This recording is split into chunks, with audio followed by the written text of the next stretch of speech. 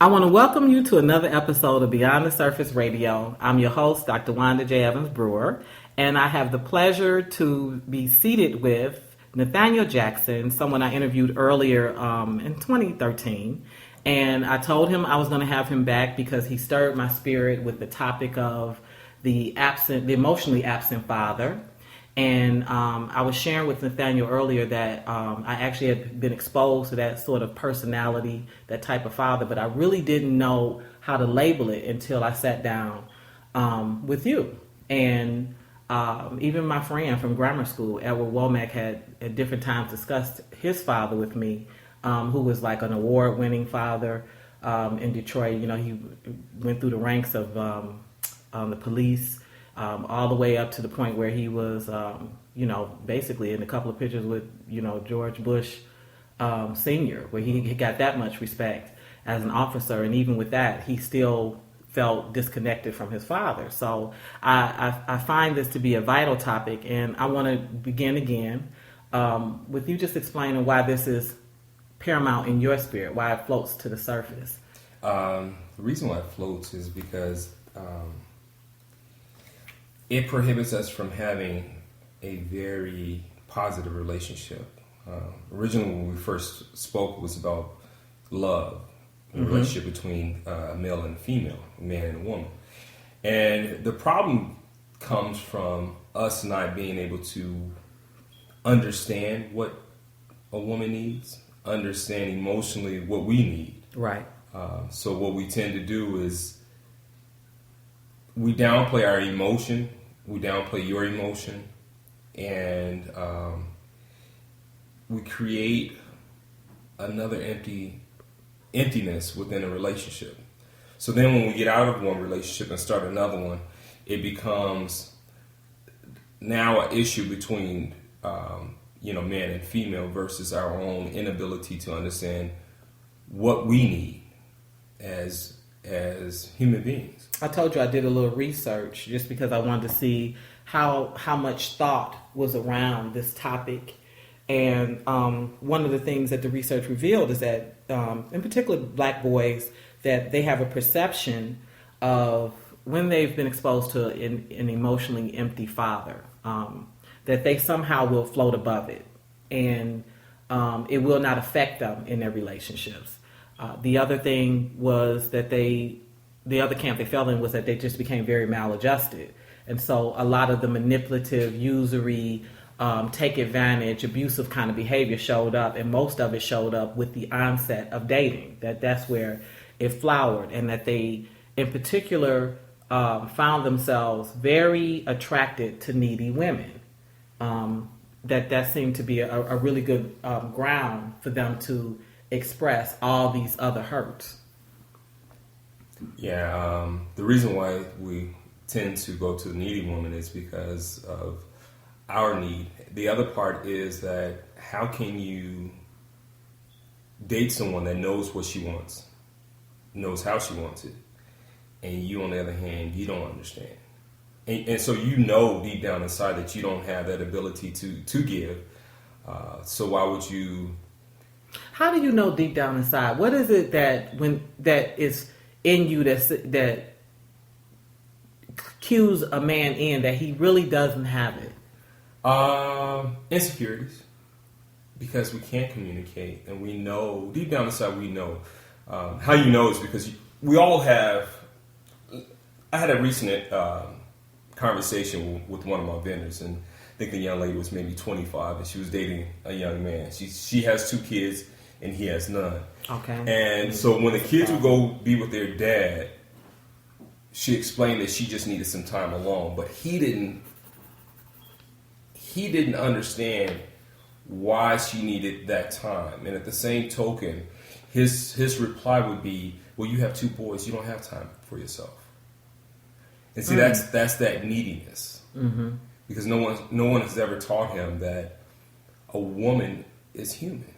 Mm-hmm. And that, she needs time. She needs time to vent. She needs time for different avenues just to be held, just because.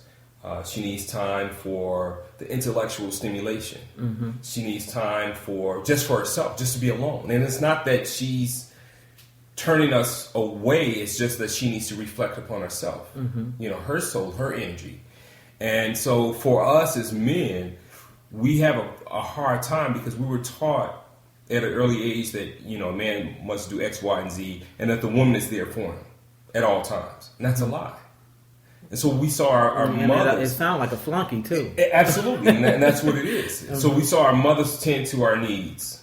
And so we transpose that concept of what our wives, our girlfriends are supposed to do. Never really thought about what it is that we were supposed to do to nurture her spirit.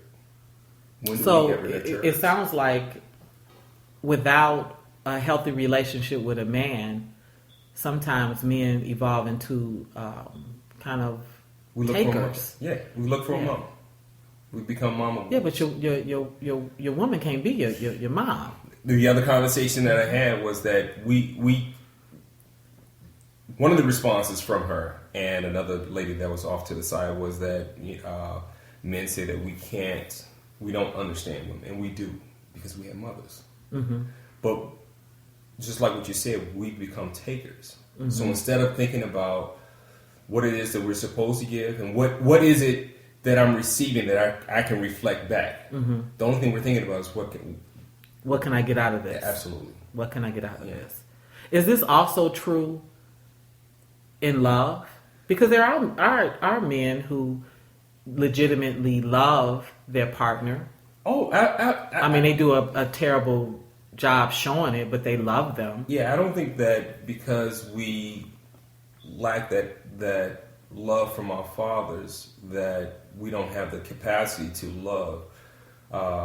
One of the things that, growing up when you have an emotional absent father is that you don't get that, well, how's your day? Right.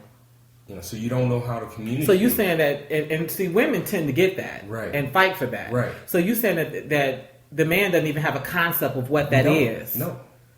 Yeah, we don't have a father that wants to know how our day is just because, just to get us to communicate. Because our fathers taught us you have to have a goal and you have to do X, Y, and Z in order to take care of that goal.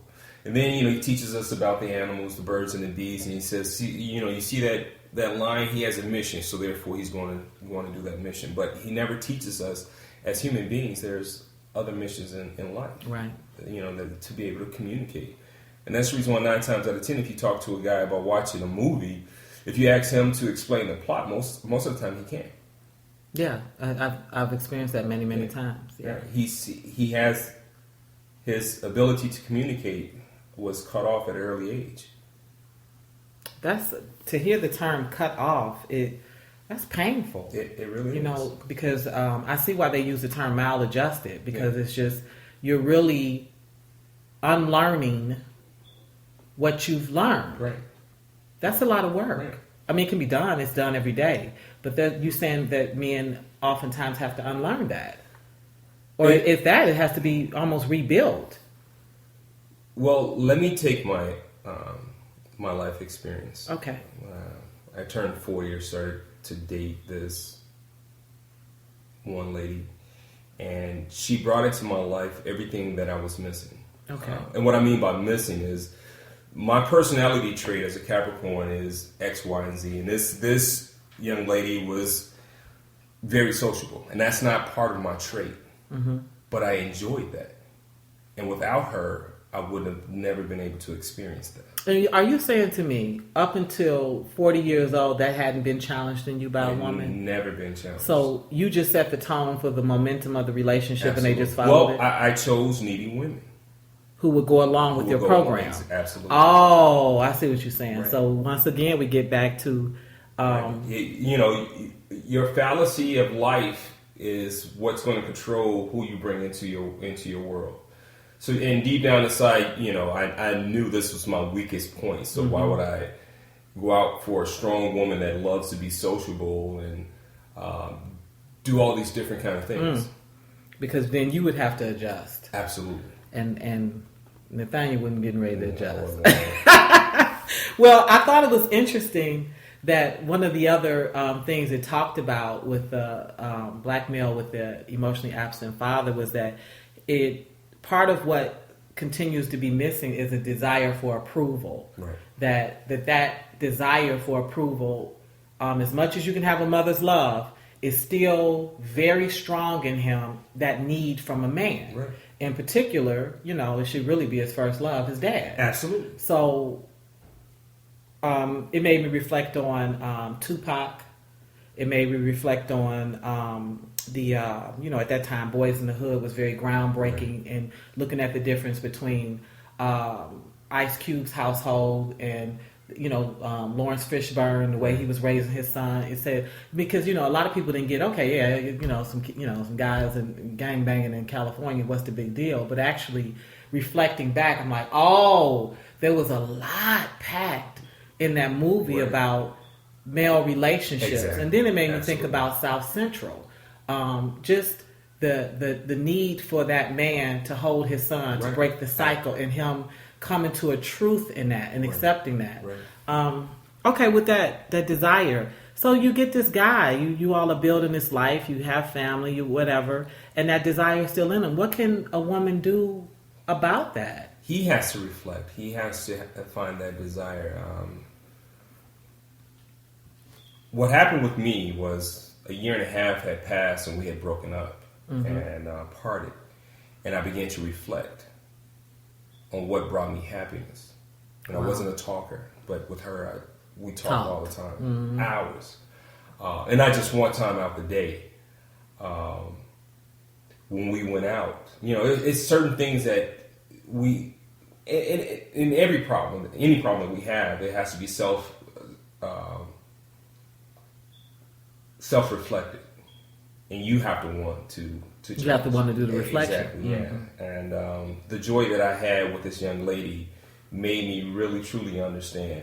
Now, mind you, I understood to a degree because when my kids were young, I would kiss my son.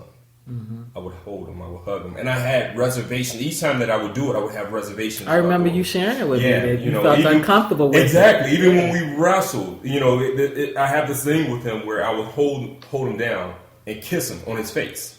Mm-hmm. And even now, I still have that reservation, which is horrible. Yeah. Because that's my baby. I don't care how grown he is. Mm-hmm. And so if you have that slight bit of hesitation on emotion, how does that carry off in everything else in life? And here's something that's a part of you. I mean, he's my mini-me. If you look at him, mm-hmm. the way he walks, his looks, that's my mini-me. Exactly. So why would I have some hesitation about kissing me? Wow. That's deep, especially when you put it like that. So now I attempt to, because he's old, he's 18 now, so I attempt to, we go for walks in the mall, and I try to pull personal things from him. And he has that machoism within him. Okay. And he fights that. Mm-hmm. So his deal is he wants to tell me what he's trying to, do with this, that, and the other. And I'm like, no, tell me about, your girlfriend, your latest relationship, or what do you feel about this? Okay, so these are uncharted territories, they're tough emotional territories. Yeah, because you're asking them to be vulnerable. Absolutely, and that's what the you're key asking word, him, right? And he knows that. So that was my fear early on in my life, was to be vulnerable. Mm-hmm. And so when I got into this last relationship, I was vulnerable, but I wasn't vulnerable in the sense that she can harm me. What I did was open myself up to her. And by doing that, I got to know myself. Okay, so I say sometimes people come to do a work for us, mm-hmm. but many times they come to do a work in us. Right. So it sounds like maybe this wasn't going to be a soulmate, but in order for you to meet your soulmate, absolutely. This work needed to be done. She made me grow. Yeah, it needed to be done because it's some stuff we just can't do on our own. And I want to read you. This is from an excerpt from a website. This woman has devoted her whole mission to discussing about. She labels them the passive the father that's passively abusive, because being emotional